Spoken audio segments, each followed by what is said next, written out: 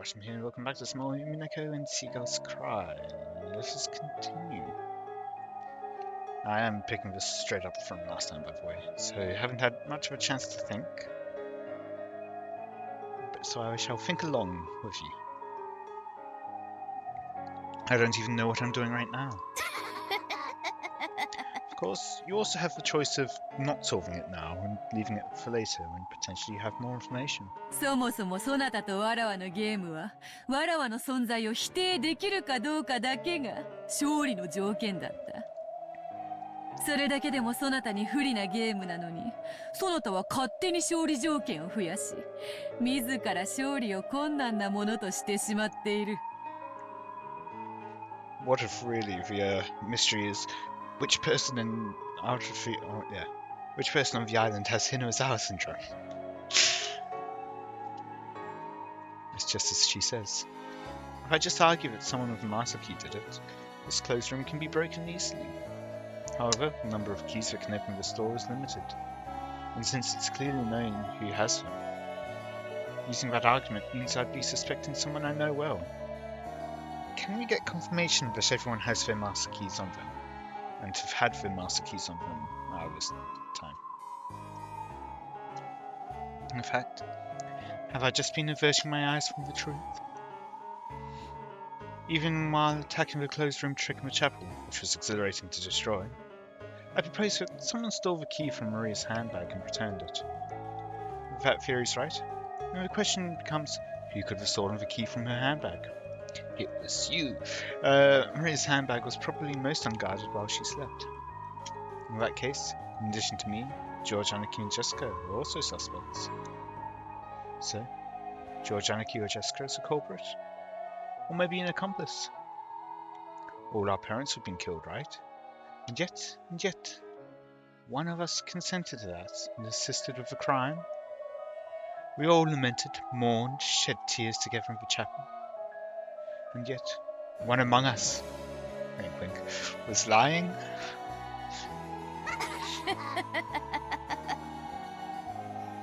そなたの例の手下げから抜き出し戻したという説はいとこたちを色濃く疑うものであったのだぞ。にもかかわらずそれに気づかないふりをしてよくもあれだけの説をシャーシャーとのたまえたものよ。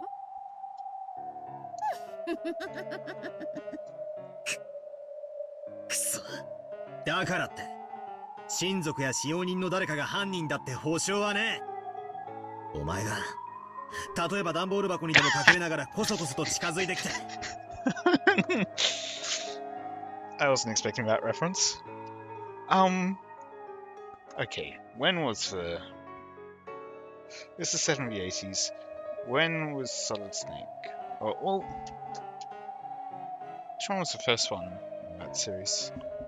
I can't remember. I'm looking it up, and I don't seem to have internet. Oh, wait.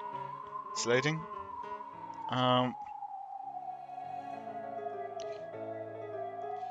Yeah, first appearance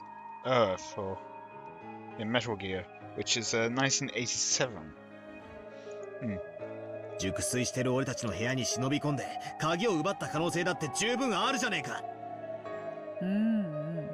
She's gonna say it in red text. それについてはそれでもよかろう。19人目の来客であるわらわを疑うことで彼らに疑いをかけずに済む。ならばジェシカの部屋の施錠はどうする？わらわは魔法で鍵を開けることは造作もないが、さすがにマスターキーは持たぬ。わらわの魔法を否定するならば、わらわを疑うことも否定せねばならんぞ。そしてそれはつまり、そなたら18人の中の誰かを疑うことよ。親切にありがとうよ。Do all the key holders actually have their keys on them the whole time? 少し整理できたぜ。What else? 俺にとっての目的は人間である19人目の来客ベアトリーチェがどうやって犯行に及んだかに迫ることだ。specifying the human guest. そうすれば誰も疑わずに済む。 Well, you'll still have to suspect Beatrice. それができればな。愚かな男よ。こんな部屋、本来は密室でも何でもない。何しろ開けることのできる鍵は合計で6本もあるのだからな。そしてそれらの所有者は何人もいる。誰でも疑える。疑い放題よ。 Now, logic might dictate that since Jessica's key is on her desk, that couldn't have been used to lock the door. And I will say, while they could prepare for Jessica's key to be on her desk, I doubt they would have been prepared for Jessica to have the master key. Yeah.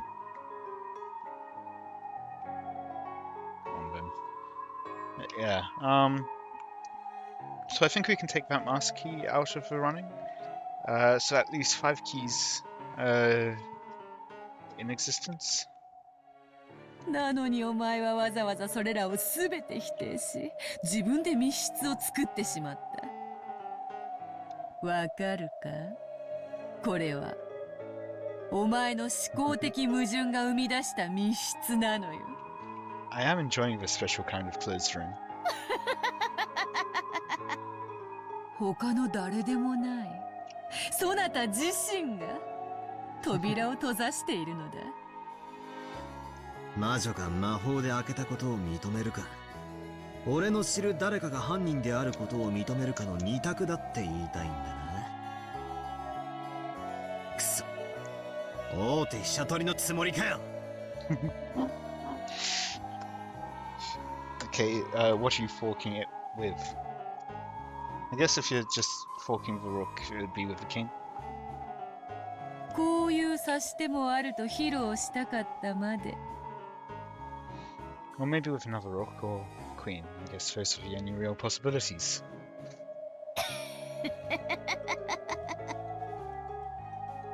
さて、どうする後ろ宮バトラー。実に簡単な話じゃないか。あの自意識過剰な料理男と死に損ないのクソババアをちょいと生贄に仕立て上げるだけじゃない。Hmm?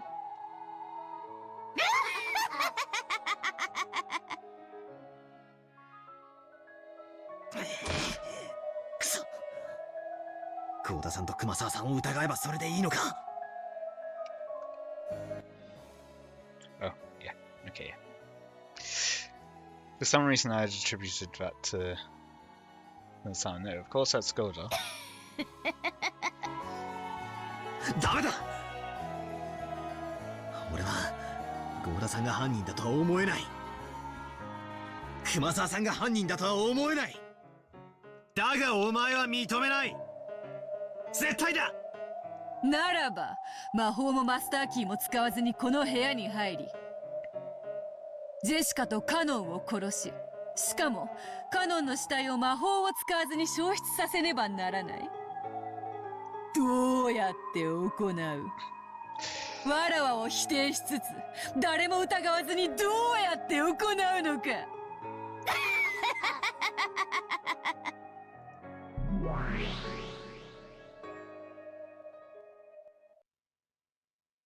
リザインだ。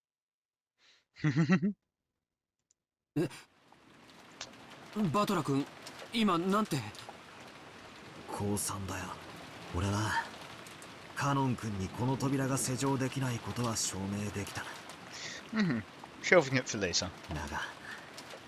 だからといってジェシカを誰が殺したのかを特定できたわけじゃない。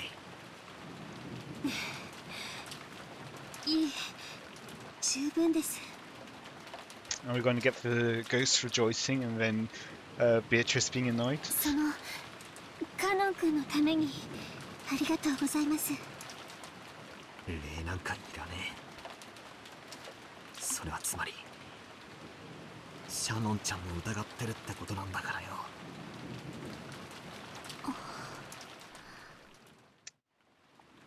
ローザおばさんもごめんよ。別に反抗したかったわけじゃない。俺も死にたくないし、親父たちの本当の仇を見つけ出したい。協調性のないことを言って悪かったぜ。いいの。私も少し軽率だったわ。 Let the sound of the rain calm you down. 仲直りしましょう。おばとおい同士仲良くしないと。 But on the other hand, as a mother with a daughter, you don't need to be on good terms now, do you?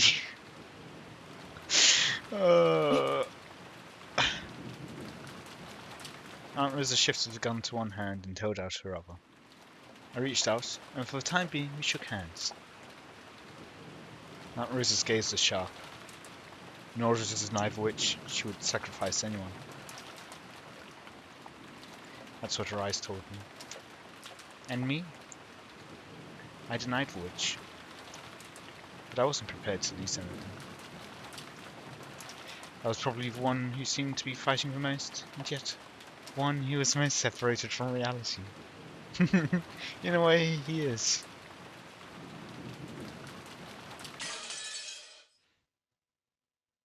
Now, we don't get to hear the ghost rejoicing. Ooh, clock sounds get bigger already. Wolves and sheep puzzle. With Jessica's death, it became certain that the culprit was hiding somewhere nearby, and that they'd come for our lives if they had a chance. According to Genji, when tomorrow morning comes, the boat should arrive. I would say emphasis on should. The boat had a radio. You'd probably be able to contact the police directly with that. And say, "There's been a murder!" And I can't do a Scottish accent at all. I really can't do accents. All of us gathered in the parlour and decided to wait quietly until tomorrow. No going to the study this time. Interesting. I proposed that we should search throughout the mansion for clues about the culprit, but Aunt Rosa rejected that, saying that if we managed to corner the culprit or maybe provoke them, it might lead to a third murder. That was probably the right thing to do. If a bunch of amateurs like us investigated, there's no way we'd be able to find anything. Or we'd find anything. It'd be wisest to focus on protecting ourselves without doing anything unnecessary, and leave it to the police starting tomorrow. Again, the study?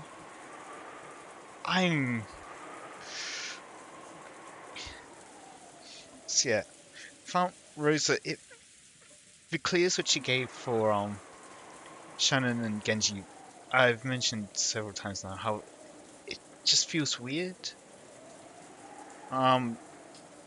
This is twice now where on the day of the murders, we've had someone visit Kinzo, and he's somewhat acted out of character as far as we know.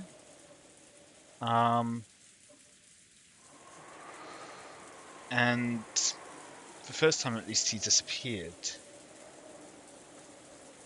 After they found sometime between, maybe even before then. He disappeared before they got back from finding the bodies. Let's just leave it at that. We've been tense at the beginning, but other than Aunt Rosa, most of us had spent all morning watching TV and getting bored, so our sense of danger had faded considerably. When you thought about it, yes, 6 adults certainly had been killed together in the first murder, and that made it seem like some backhanded method like poison had been used. And for the second murder, we figured that those two became sacrifices because they had been unfortunately isolated from the rest of us. From this, it was possible to imagine that the culprit wasn't a large number of adults, and that they wouldn't be capable of killing this larger group gathered in the parlour all at once. Right now, in this parlour, there's George, Aniki, and me. Maria, Aunt Rosa, Genji-san, Goda-san, Shannon-san, Kumasawa, and then Dr. Nanjo, for a total of 9 people. with supposedly 11 people alive. Supposedly. Furthermore, Aunt Rosa was even armed with a gun. Surely, with this many people staying in this room, they wouldn't be able to touch us easily. That feeling of security, along with the passage of time, allowed us to recover from the shock of that morning bit by bit. By the way, lunchtime had just ended for us. However, it had been a canned food lunch, a far cry from the dinner last night that Godo-san had skillfully made for us. Aunt Rosa also suspected that poison may have been used in the first murder. So, probably couldn't deny the possibility that the culprit had snuck into the kitchen during all that confusion in the morning and mixed poison in with the ingredients there. A can's likely safe. No guarantees though. Might be possible to inject something in without it being especially obvious. But Aunt Rosa gave the orders to all of us saying that, until the police came, we mustn't put anything into our mouths except safe things like canned food. As a cook, Gordo-san must have felt very let down. Apparently eager to display his skill anyway, he said he wanted to at least grab some plates and arrange for canned food on them. At first, Aunt Rosa had been reluctant, examining each one of the plates that were brought, but she hadn't been able to find anything to complain about. And Goddess, Chef picked canned bunch coppers for. Goddess-san said something about taste being savoured not just with the tongue but with the eyes as well. I can't keep a straight face for this. I see, it's the same canned food we ate for breakfast, but it feels like something completely different. バトラ Oh, 見て見て oh. これが狼と羊のパズル So wolves, like a wolf in sheep's clothing. So wolves hiding amongst the rest of the group. That's what I'm guessing. As I was sitting lazily on the sofa with no desire to watch TV, Maria came over, pulled a picture book out of her handbag, and held it out to me. なんだよその本は。狼と羊のパズル？どれどれ？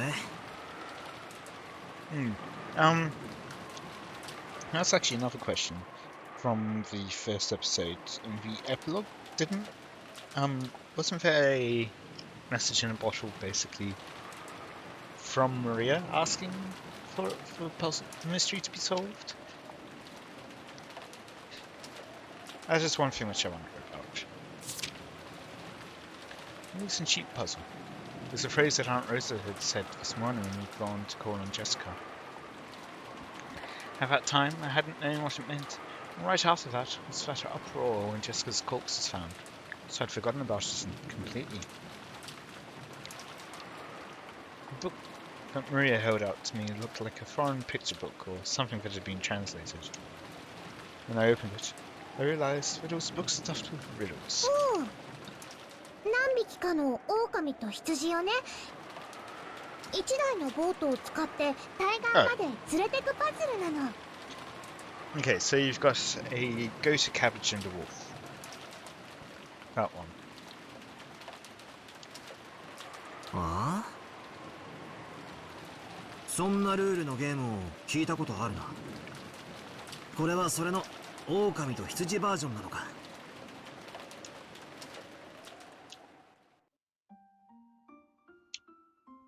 It's a very simple puzzle, passed on from long ago. Let's try posing a question. On the right bank, there are 2 wolves and 2 sheep. There's a boat that as many as 2 animals can ride on, and using it, you have to move all 4 of them to the opposite left bank. That's the puzzle. There are 2 rules. First is regarding the boat, only 2 creatures. Even a single wolf or a single sheep can paddle it. But it can only hold 2 animals. Oh, so it doesn't need a person to do it. Second rule is regarding the wolves. When they're greater in number than the sheep in any location, they attack the sheep and it's game over. For example, at the start of the game, let's say the 2 sheep get in the boat and go to the other side. Then 1 sheep gets off and the other goes back to the first bank. When it does, there are 2 wolves on the first bank, and a single sheep returns there. When that happens, the number of wolves is greater, so the sheep is attacked and it's game over. So in that case, you start off with wolf sheep. So in both banks now you've got a wolf and a sheep. You go back with a sheep. Go with 2 sheep across. So now you've got 2 sheep and a wolf on one side and a wolf by itself. Go back with a sheep, bring the other wolf across. So now you had 1 sheep, 1 wolf on both sides again, and then you bring it across, and now you've got everyone all on one side. On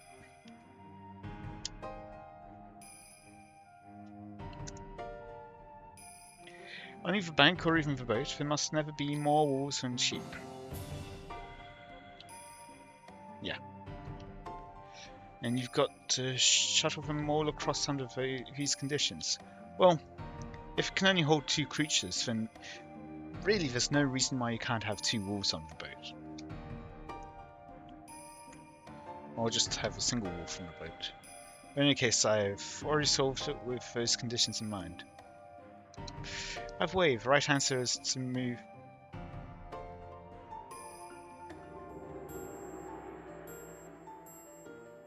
Both wolves to the opposite side of the bank the first time? Okay.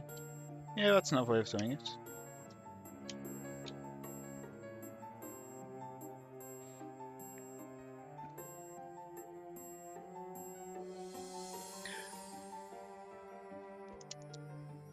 Then 1 wolf comes back. On the second turn, you move 2 sheep to the opposite bank. Then 1 wolf comes back. Yeah, I mean, doesn't really matter really what the first move is. The second move will have to be the same way. You leave 1 wolf on the second side, and go back and then return with 2 sheep. And 1 wolf comes back. Then on the third turn, you put that last wolf that was on the right bank on the boat and cross to the opposite side, and congratulations, transport successful. Partway, there may be the same number of wolves and sheep on the boat or on either side, but that isn't a problem. You only lose when the number of wolves is greater. This book uses wolves and sheep as an example. Lots of people probably know this game using different characters. It looked like Maria wanted to test whether I too could solve a puzzle she knew how to solve. And she kept showing me different pages saying, solve this one, and this one's hard. So what was happening when Aunt Rosa first mentioned this puzzle? That's right. When we decided to go and get Jessica, we talked about how many men we should go. And Aunt Rosa mentioned the wolves and sheep puzzle, saying we should all go together. Yeah. So it's similar to in Werewolf Mafia or Among Us. What I was saying, once the evils outnumber town doesn't really have a chance unless they've got a town killing. That's why town killing rules are quite powerful in Town of Salem.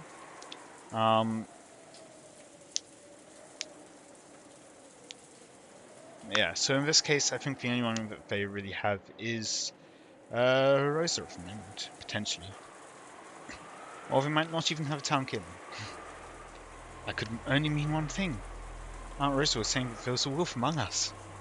So she was thinking that it would be safe if the number of wolves and sheep was in bounds, but that the wolves would bear their fangs if the situation changed. At the time we found our parents' corpses, Aunt Rosa already suspected that the servants might be wolves.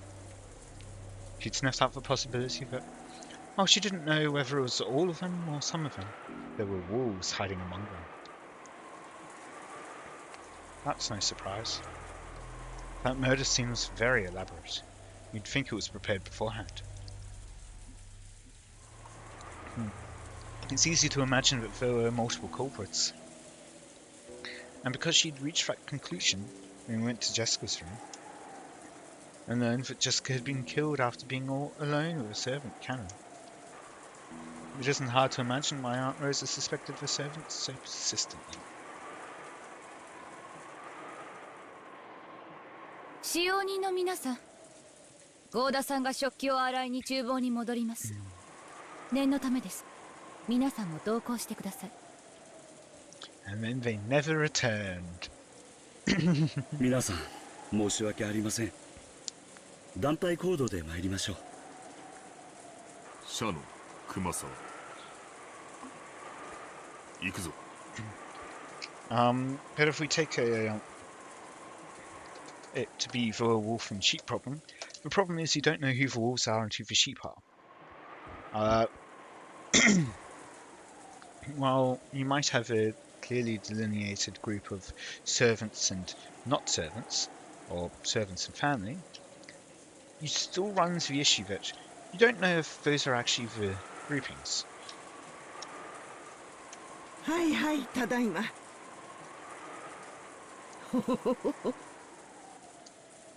それではジョージさん、一度失礼いたします。うん。気をつけて。あ、ローザおばさん。僕も一緒に行っていいかな。ごめんなさい。ジョージ君は残ってくれるかしら。ちょっとお話ししたいことがあるの。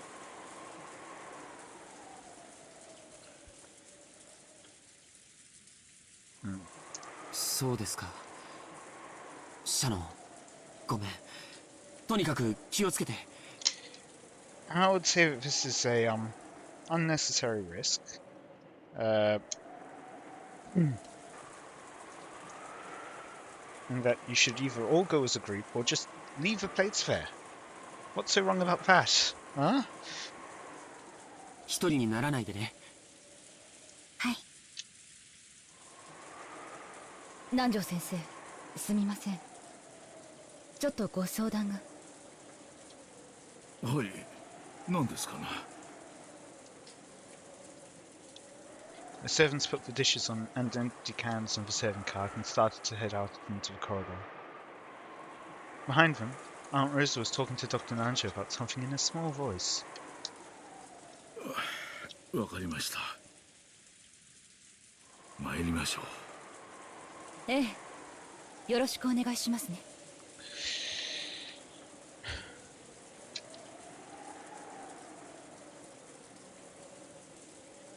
Dr. Nanjo closed the book he'd been reading, rose from the sofa and followed after the servants. This feels very suspicious, Rosa. Aunt Rosa stuck her head out into the hallway, and after seeing that they were completely out of sight, she closed the door and spoke. みんな聞いて。これで今ここにいるのは後ろ宮の人間だけね。ん？確かにそうなりますね。狼を全部追い出したってことっすか、ローザおばさん。Without one sentence, Aunt Rosa's gaze grew sharp. Apparently, she had picked up on the sarcasm. She laughed lightly. バトラ君は頭の回転が速いのね。I'm also wondering if perhaps Maria has some kind of reason why she's showing Battle of the Sheep and Wolves puzzle. There's something that she's just as a kid, of course, totally sarcasm, showing him these. 賢い子は好きよ。話が早いわ。おお、バトラー頭いい？これ解ける？64ページの難しいの。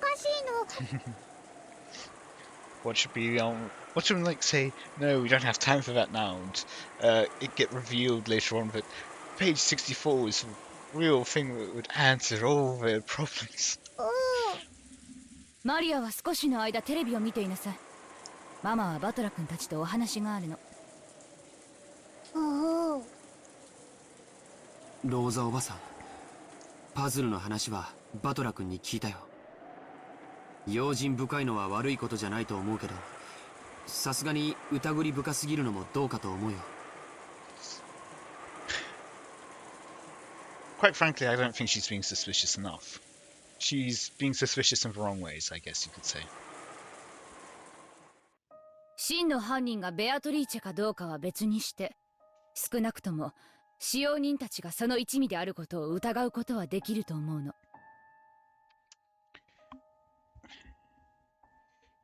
It's risky to just group them up like that. That's my thoughts, at least. You could definitely have some kind of grouping where it's partially servants or partially human or family. I'm getting caught up with other social deduction games. Yes. In any case, yeah.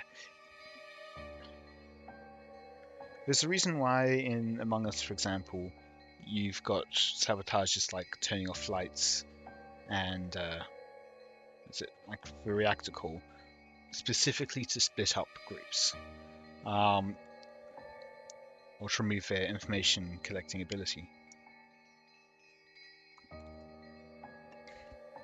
Yeah, it's like the age-old RPG saying, "Never split up the party." But in any case, yeah, once they're split up, maybe you had ratios which worked before, if you're playing the Sheep and Wolf game, which you probably aren't, to be honest. There's probably something else in there, which, yeah, like wolves tend to have the advantage in killing things.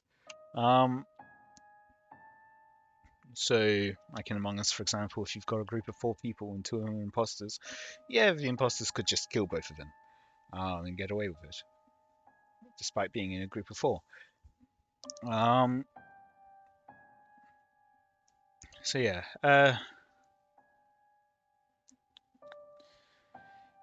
you could have had ratios which way before, but now you've limited the ratios. On the other hand, it does give you information, and except since it isn't actually a wolf and sheep game, you don't actually get that information. Or as much information. You would know then that at least one of the servants was an accomplice of the culprit, but there might still be